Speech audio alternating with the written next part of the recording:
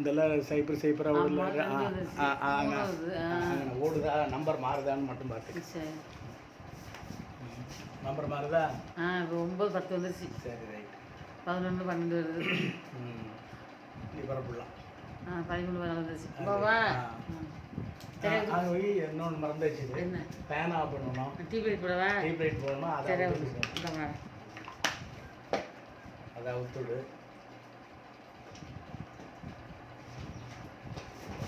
Fan of பண்ணிவிட்டு tube லைட்டை போட்டுப்போம். இன்றைய 9ஆம் வகுப்பு பாடம் நமக்கு சிற்பக்கலை.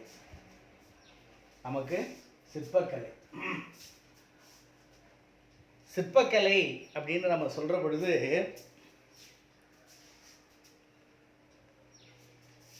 இது வந்து பாரியா ஓடுதான்னு இந்த சிற்பங்கள் கல்லிலும் உலோகத்திலும் கருவிகள் செய்த மனிதன் அவற்றில் சிற்பம் என்னும் நுண்கலையை வடிக்கத் தொடங்கினான். நம்ம கோயிலுக்கெல்லாம் போகிற பொழுது சிற்பங்கள் பார்த்துருப்போம். கோயிலில் சிற்பங்கள் பார்த்துருப்போம். 25 வந்துருச்சு. சரி, ஓடுதான்னு மட்டும் பார்த்துக்கலாம். ஓடுனாதான் அவன் நடத்துறதுக்கு பதிவாகும். உயிரற்ற கல்லிலும் அந்த பாறைகளிலும் மனிதன் சிற்பங்களை செதுக்கி தன்னுடைய உணர்வுகளையும் கலை ஆர்வத்தையும் அழகையும் வெளிப்படுத்தினான். இன்றும் வரலாற்றின் வாயிலாக தமிழருடைய சிற்பக்கலை நமக்கு சில வரலாறுகளை நமக்கு தருகிறது. நாம் காணும் சிற்பங்கள் தமிழ் சிற்பிகள் கல்லில் வடித்த கவிதைகளாகும். இப்போ நல்லா தெரியுது, ஓடிடுது. சரி,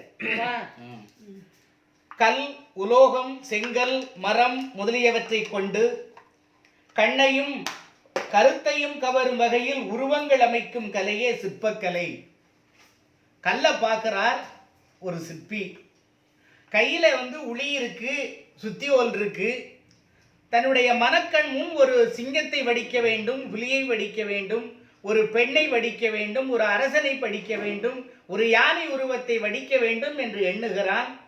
தன்னுடைய அந்த உருவத்தை பார்த்தவன் கல்லிலே அதை சமைத்து விடுகின்றான். அப்படியே இந்த கல்லும் உலோகமும் செங்கல்லும் மரமும் மண்ணும் சுதையும் தந்தமும் வண்ணமும் கண்ட சருக்கரையும் மெழுகும் என்றிவை 10 சிற்பத் தொழிற்கு உறுப்பு. இந்த சிற்பக்கலைக்கு உறுப்பு 10ன்னு சொல்லியாரார். கல், உலோகம், செங்கல், மரம், மண், சுதை, சந்தனம், வண்ணம், சர்க்கரை, மெழுகு, இந்த 10ம் சிற்பக்கலையினுடைய உறுப்பாவன என்று திவாகர நிகண்டு கூறுகிறது. சிற்பங்களுடைய உருவத்தை பொறுத்து வகைகள் 2ஆக பகுக்கப்படுகிறது. புடைப்பு சிற்பங்கள் அப்படின்னு ஒன்று. உருவ அமைப்பை பொறுத்து 2 வகை சிற்பங்களாக அவற்றை வகைப்படுத்தலாம். ஒன்று புடைப்பு சிற்பங்கள், முழு உருவ சிற்பங்கள்.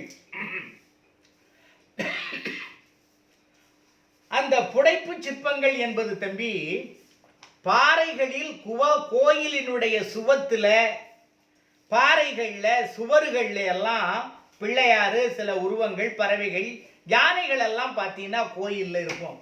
அந்த புடைப்பு சிற்பங்களுடைய பின்பகுதி முதுகு பக்கத்தை நம்ம பார்க்க முடியாது, அப்படியே இருக்கும் அதில்.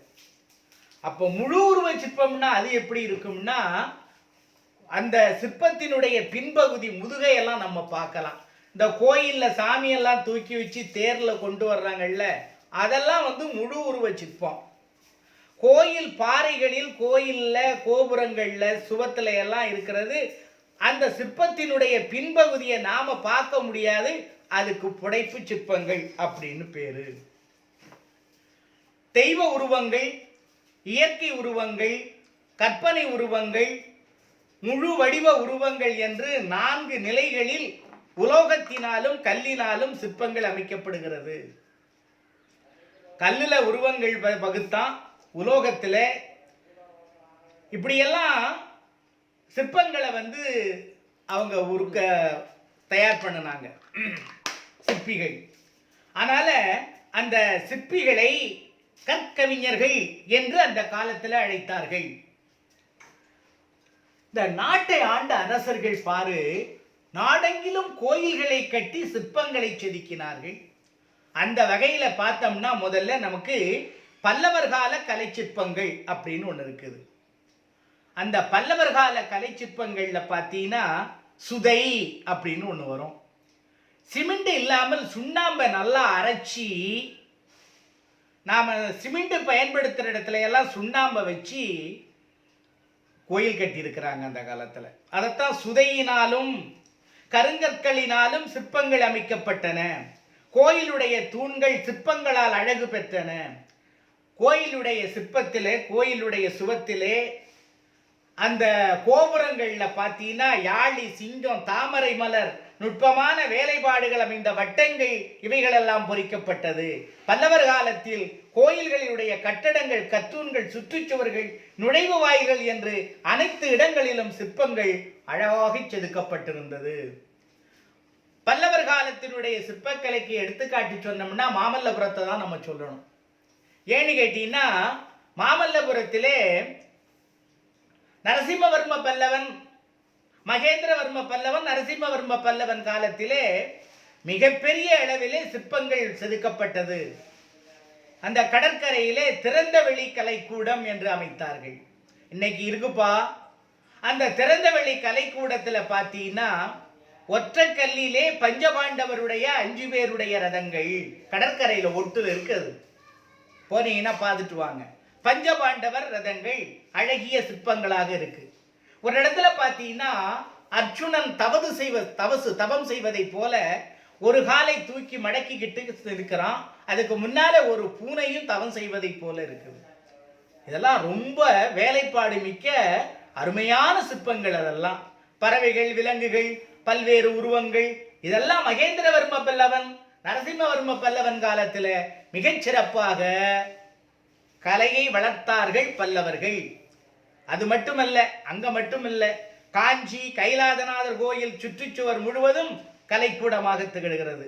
வைகுந்த பெருமாள் கோயிலையும் பல்லவர் காலத்தினுடைய சிற்ப விளக்கங்கள் அங்கே காணப்படுகின்றது. பல்லவர் காலத்திலே குடைவரை கோயில்களுடைய நுழைவு வாயில்கள் 2 புறங்களிலும் காவலர்கள் நிமிர்ந்து நிற்பது போன்ற சிற்பங்கள் படைக்கப்பட்டிருந்தது. குடைவரை கோயில்னா மலையையே கொடைஞ்சி கோயில் உண்டாக்குறது. அதான் குடைவரை கோயில் அப்படின்னு சொல்றோம். பல்லவர் காலத்துல ஏகப்பட்ட கலை அழகு. திறந்தவெளி கலை கூடம்னு சொல்றனே, நரசிம்மவர்மன், மகேந்திரவர்ம பல்லவன் காலத்துல. மகாபலிபுரம் எப்படி இருக்கு? கலைக்கூடம் இல்லையா? திறந்தவெளி கலைக்கூடம். மாமல்லபுரம், காஞ்சிபுரம், திருச்சி, மலைக்கோட்டை போன்ற இடங்களில் பல்லவர் கால சிற்பங்கள் காணப்படுகிறது. உடனே பரீட்சையில கேள்வி கேட்கிறதுப்பா, தம்பி காலோடுதா, அந்த பல்லவர் கால கலை வளர்ச்சி, இலக்கிய சிற்ப வளர்ச்சிக்கு எடுத்துக்காட்டு அவங்களுடைய சிற்பங்கள் எந்தெந்த ஊர்ல அதிகமா இருக்குன்னு கேட்டா மாமல்லபுரம், காஞ்சிபுரம், திருச்சி, மலைக்கோட்டை இதெல்லாம் எழுதணும். இந்த ஊர்களை பேரெல்லாம் எழுதணும்.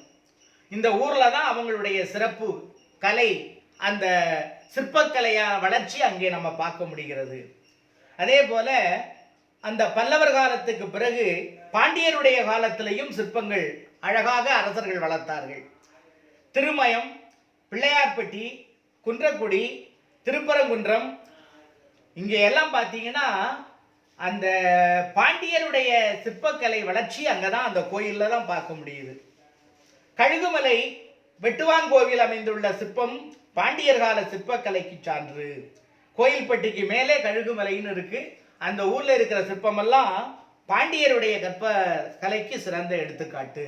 அப்போ பாண்டியர் காலத்தினுடைய சிற்பக்கலை எங்கே இருக்குன்னா இதெல்லாம் நீ எழுதணும். திருமயம், பிள்ளையார்பட்டி, குன்றக்குடி, திருப்பரங்குன்றம், கழுகுமலை, வெட்டுவான் கோவில், இதெல்லாம் பாண்டியர் காலத்திலே சிற்பங்களை செதுக்கி அழகுபட சமைத்தார்கள் என்று நீ எழுதணும்.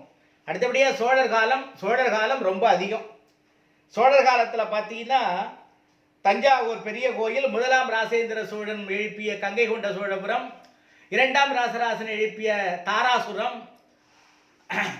3ஆம் குலோத்துங்க சோழன் அமைத்த திரிபுவன வீரேசுரம், இந்த கோயில்கள் எல்லாம் சோழர் காலத்தினுடைய சிற்பக்கலைகள் அதிகமாக இருந்துச்சு. தஞ்சாவூர் பெரிய கோயிலில் 14 அடி உயரமுள்ள வாயிற்காவலர் உருவங்களும் மிகப்பெரிய நந்தியும் வியப்பூட்டும் வேலைப்பாடுகள் கொண்ட தூண்கள் சோழர் காலத்தினுடைய சிற்பத்திறனுக்கு சான்று. தஞ்சாவூர் கோயிலை போய் பார்த்தீங்கன்னா அவ்வளோ சிற்பங்கள் இருக்கு. மாக்காளை நந்தி எவ்வளோ பெருசுல இருக்கு. அதெல்லாம் அவங்களுடைய சோழருடைய சிற்பக்கலைக்கு ஒரு எடுத்துக்காட்டு.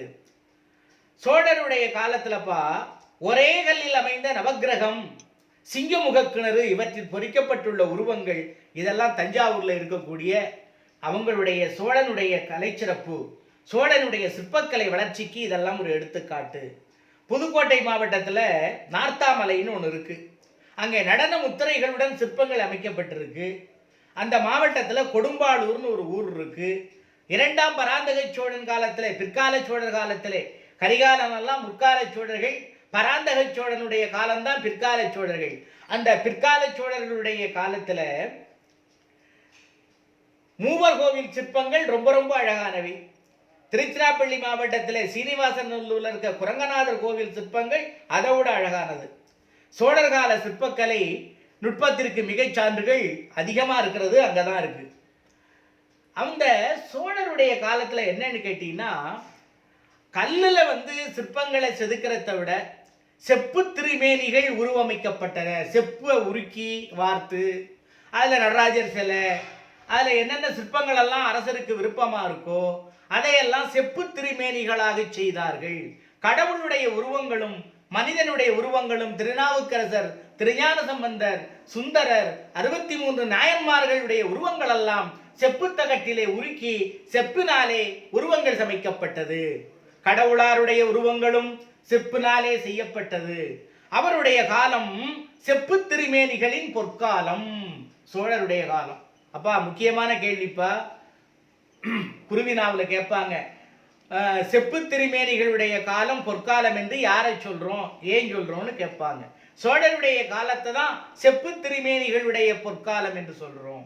அவங்க தான் செப்பை உருக்கி செம்பு உருக்கி அந்த உருவங்களை எல்லாம் சமைத்த காலம் அவருடைய காலம். அடுத்தபடியா விஜயநகர மன்னர் காலம் வருது. அவருடைய கோயில்களில் உயர்ந்த கோபுரங்களை அவங்க கட்டினாங்க. அந்த கோபுரங்களுடைய சுதைகளான சிற்பங்கள் மிகுதியாக செஞ்சாங்க. தெலுங்கு பேசுகிற மக்கள், கன்னட மொழி பேசுகிற மக்களோட எல்லாம் விஜயநகர மன்னருக்கு தொடர்பு அதிகமாக இருந்துச்சு.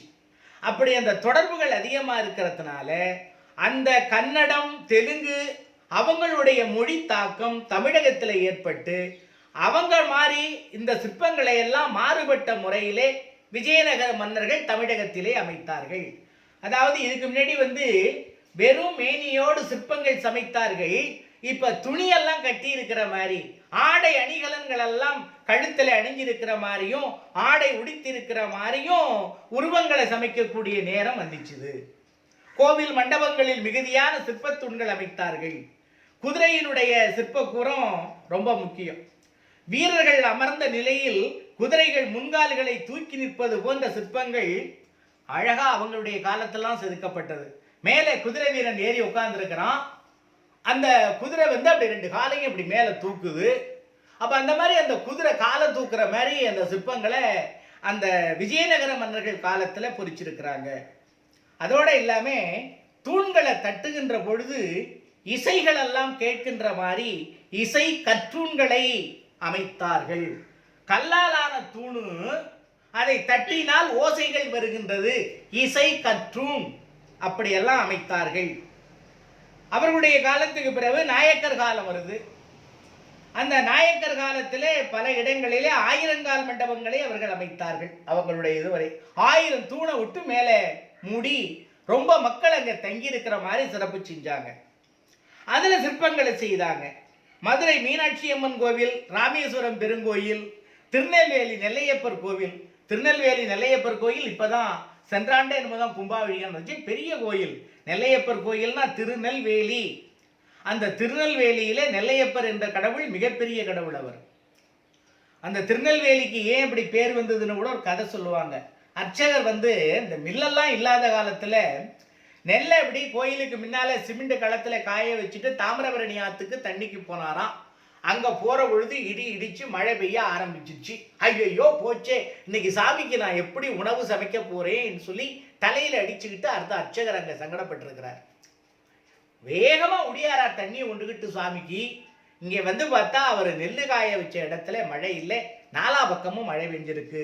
திருநெல்வேலி, திரு அழகிய நெல்லுக்கு மழை பெய்யாம வேலி காத்தவன் அந்த நெல்லையப்பர். அப்படிப்பட்ட பேரும் புகழும் அடைந்த திருநெல்வேலி அந்த கோயில்ல பார்த்தீங்கன்னா அவ்வளோ கற்றூண்கள், அழகான சித்திர வேலைப்பாடுகள், அதாவது சிற்ப வேலைப்பாடுகள், அந்த சிற்ப வேலைப்பாடுகள் அமைந்த கற்றூன்களை அங்க பார்க்கலாம். அதே மாதிரி இதுல பார்க்கலாம், ராமேஸ்வரத்துல பார்க்கலாம். திண்டுக்கல் அருகே தாடிக்கொம்பில் உள்ள பெருமாள் கோயில், பேரூர் சிவன் கோயில், இந்த இடங்களை எல்லாம் மிக மிக கலைநயம் மிக்க சிற்பங்களை, சிற்ப தூண்களை நம்ம நிறைய பார்க்கலாம். மதுரை மீனாட்சி அம்மன் கோயில் ஆயிரங்கால் மண்டப தூண்களில் கண்ணப்பருடைய படம் இருக்கு. கண்ணப்பர்னா காளாஸ்தி மலையிலே சிவபெருமான் கண்ணுல சிவலிங்கத்துல ரத்தம் வந்துச்சுன்னு சொல்லி தன்னுடைய கண்ணையே புடுங்கி அந்த சிவலிங்கத்துல அப்புனாராம் கண்ணப்பர். அப்புறம் இன்னொரு கண்ணுலையும் ரத்தம் வந்துச்சுதான், மறுகண்ணையும் புடுங்கி அதுல அப்புற பொழுது தன்னுடைய காலை தூக்கி அந்த கண் மேல வச்சுட்டு கண்ணை புடுங்க போற போது சிவபெருமான் தோன்றி காட்சி கொடுத்து அவரை அடைச்சிக்கிட்டாலாம். வேட்டைக்கு போய்ப்பா முயலை வேட்டையாடி மானை வேட்டையாடி கொண்டாந்து உரிச்சு சிவபெருமானுக்கு நல்ல கறியை வச்சு சமைச்சு கும்பிட்டுட்டு போவான் கண்ணப்பர் என்று சொல்றாரு. காளகஸ்தின்னு சொல்றோம்ல அந்த மலையில அவருடைய உருவம், அந்த கண்ணப்பருடைய உருவம் அங்கே கோயிலில் இருக்கு. குறவங்குறத்தி உருவம் இருக்கு. சந்திரமதி ஹரிச்சந்திரனுடைய உருவங்கள் எல்லாம் மதுரை மீனாட்சி அம்மன் கோயிலில் இருக்கு. சந்திரமதி தன்னுடைய மகன் லோகிதாசனை அரவு தீண்டி மாண்ட பொழுது அதை அடக்கம் செய்வதற்காக சுடுகாடு நோக்கி வந்து தன்னுடைய இரு கரத்திலேயும் தன் மகனை வைத்துக் கொண்டு அழுது கொண்டு நிற்கின்றாள். அங்க சுடுகாட்டிலே இறந்தவர்களை அடக்கம் செய்வதற்காக நிறுத்தப்பட்டிருக்கின்றவன் தன்னுடைய கணவன் ஹரிச்சந்திரன் தான். ஆனா வெட்டிமை வேலை பார்க்கிறான். ஆனா கணவன் என்று அவர் சொல்ல முடியாது, அவன் கட்டாயப்படுத்துறான். இங்கே அடக்கம் செய்வதாக இருந்தால் காசும் துணியும் வேண்டும் என்று சொல்லுகிறார். அந்த மாதிரி அந்த சிற்பங்கள்லேயே சந்திரமதி லோகிதாசனை கையில் வைத்துக் கொண்டு கதறி கதறி அழக்கூடிய காட்சிகள் எல்லாம் கற்சிற்பங்களாக நமக்கு மதுரை கோயிலிலே நமக்கு தெரிகிறது. ஹரிச்சந்திரன் சந்திரமதி சிற்பங்கள், ஆடை ஆபரணங்கள் கலைநயத்துடன் மதுரையிலே காணப்படுகிறது. இறந்த மைந்தனை கையில் ஏந்தியபடி நிற்கக்கூடிய சந்திரமதியினுடைய சிலை அழகாக அங்கே காட்சி கொடுக்கிறது. கோயம்புத்தூருக்கு அண்மையில் இருக்கிற பேரூர் சிவன் கோயில் சிற்பங்கள் நாயக்கர் கால சிற்பக்கலை நுட்பத்தினுடைய உச்சநிலை படைப்பு என்று கூறலாம்.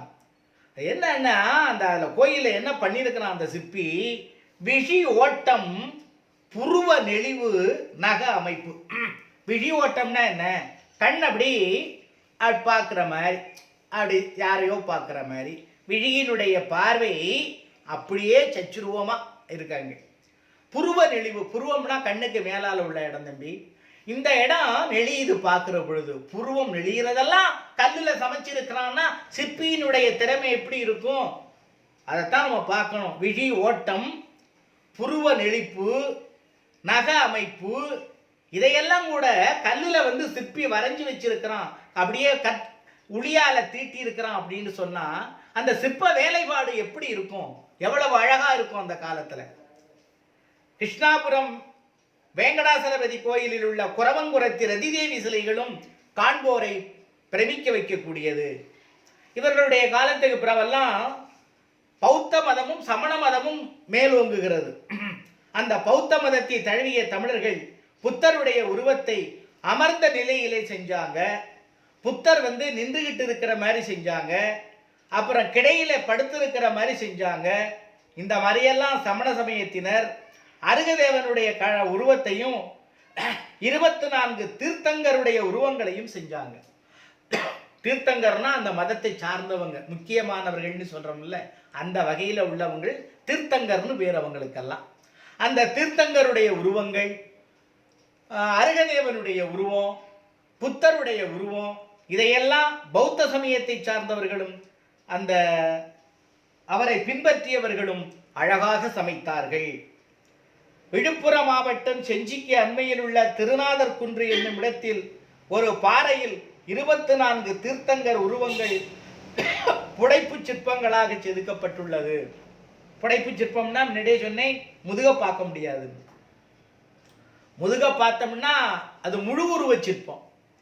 முதுகுப்புறத்தை பார்க்க முடியாம அப்படியே செவத்துல தூண்ல கல் பாறைகள்ல எல்லாம் பிள்ளையார் படம் அப்படியெல்லாம் செதுக்கி இருந்தாங்கன்னா அது புடைப்பு சிற்பம். அதெல்லாம் சமண மத காலங்கள்ல, பௌத்த மத காலங்கள்ல, சமண மதம் பௌத்த மதம் அவங்களுடைய காலங்கள்ல எல்லாம் இந்த சிற்ப வேலைப்பாடுகள் கொஞ்சம் அதிகமா இருந்துச்சு. பிற நாட்டு சிற்பங்களை காட்டிலும் தமிழக சிற்பங்கள் தனித்தன்மையுடன் விளங்கியது.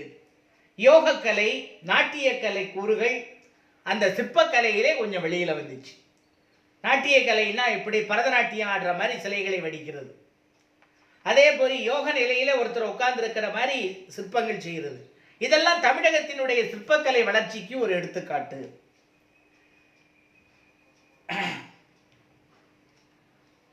இன்றைய சிற்பக்கலை எப்படி இருக்கு?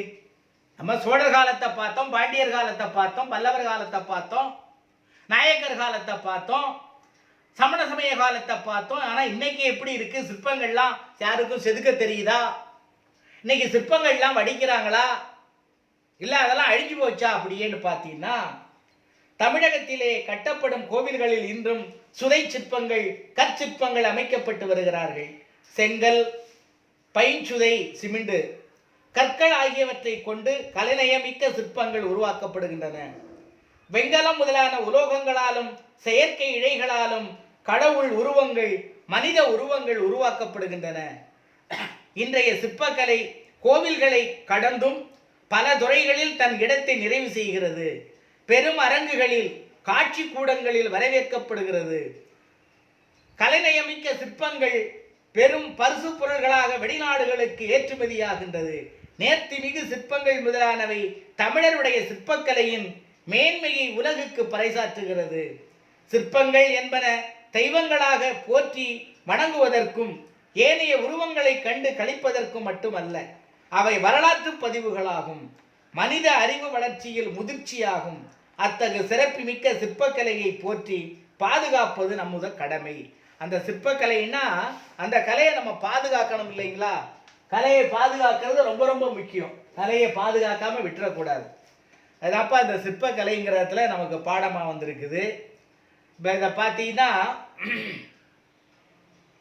திருநாதர் குன்றில் ஒரு பாறையில் புடைப்பு சிற்பங்களாக உள்ளவை தீர்த்தங்கர், அதான் விட அதுக்கு தீர்த்தங்கருடைய உருவங்கள். அப்படிதான் ஒரு மார்க்கெல்லாம் கேட்பாங்க. ஒரு மார்க்கெல்லாம் அதை படிக்கும் போதே நீ பண்ணிக்கணும். செப்பு திருமேனிகள் பற்றி குறிப்பு வரைக அப்படின்னு ஒரு கேள்வி சொன்னேன். சோழனுடைய காலத்துல என்ன பண்ணாங்க? கருங்கல் கருங்கல்லையும் பாறையையும் பயன்படுத்தாம செம்பை எடுத்து உருக்கி வார்த்து உருவங்கள் செஞ்சாங்க அப்படின்னு சொன்னோம். அதனால பொற்காலம், செப்பு திருமேனிகளுடைய பொற்காலம் சோழருடைய காலம் அப்படின்னு சொன்னோம். அதெல்லாம் 2 மார்க் கேள்விக்கு வரும். அப்புறம் நடுகல் அப்படின்னு ஒன்று இருக்குப்பா, அதை கொஞ்சம் பார்க்கணும் உனக்கு. அப்படியே பாரு, 153ஆம் பக்கத்துலப்பா தெரியுமா அப்படின்னு உனக்கு ஒரு கேள்வி இருக்கு பாரு. தமிழினுடைய தொன்மையான இலக்கண நூலாகிய தொல்காப்பியத்தில் சிற்பக்கலை பற்றிய குறிப்பு காணப்படுகிறது. போரிலே விழுப்புண் பட்டு இறந்து போன வீரருக்கு நடுகல் நடப்பட்டது. வீரரை புதைச்சி அது மேலே ஒரு கருங்கல்ல நட்டு அந்த கல்லில அந்த வீரருடைய உருவம் பொறிக்கப்பட்டது. அந்த மண்ணுக்குள்ள புதைக்கப்பட்ட வீரன் பெயர், அவன் எப்படிப்பட்டவன் என்பதையெல்லாம் அந்த நடுகல்லில் பொறிச்சாங்க. அதை தெய்வங்களாக வழிபட்டார்கள். தமிழருடைய தொடக்க கால சிற்பக்கலைக்கு சான்றாக நடுகல்லையும் சொல்லலாம். 2 மார்க் கேள்வி கேட்பாங்க. நடுகல்னா என்ன? ஒண்ணும் இல்லை, போர்க்களத்தில் இறந்து போன வீரரை புதைச்சிட்டு அது மேலே கருங்கல்ல நட்டு அது யாரு, எப்ப செத்தவன், அவனுடைய பிறப்பு என்னங்கிறதெல்லாம் அதில் எழுதியிருக்கும், அவன் பேரெல்லாம் எழுதியிருக்கும். இதுக்கு பேரு நடுகல் அப்படின்னு பேரு.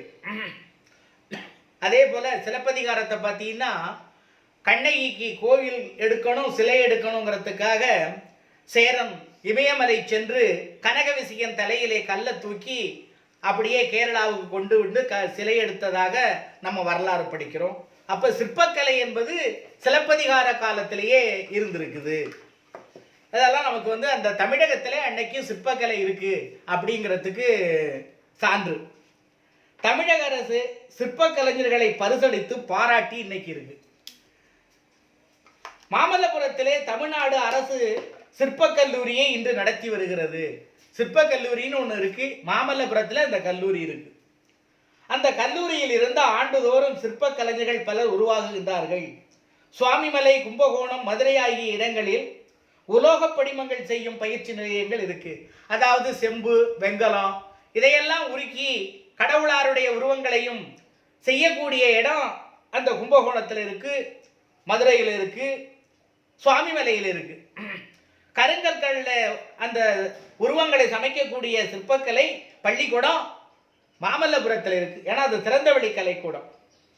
சென்னையிலும் கும்பகோணத்திலும் உள்ள அரசு கவின்கலை கல்லூரிகளில் சிற்பக்கலையை பயிலலாம். இந்த கலைத்துறையில் மிகுதியான வேலை வாய்ப்புகள் உள்ளன. சிற்பக்கலை குறித்த செய்திகளை அனைவரும் அறிந்து கொள்ளும் வகையில் தமிழ்நாடு தொழில்நுட்ப கல்வி இயக்கம் சிற்ப செந்நூல் என்ற நூலை வெளியிட்டுள்ளது. அந்த நூலை வாங்கி படித்து பார்த்தீங்கன்னா அதனுடைய வளம், அதுக்கு என்ன வேணும், எப்படி இருக்கணும், அது படைஞ்சிக்கிட்டு தான் இருக்கு. இப்போ பாரு, நிறையா சிலைகள் எல்லாம் செய்யப்பட்டு வெளிநாடுகளுக்கு ஏற்றுமதி எல்லாம் நம்ம பண்ணிக்கிட்டு இருக்கிறோம்.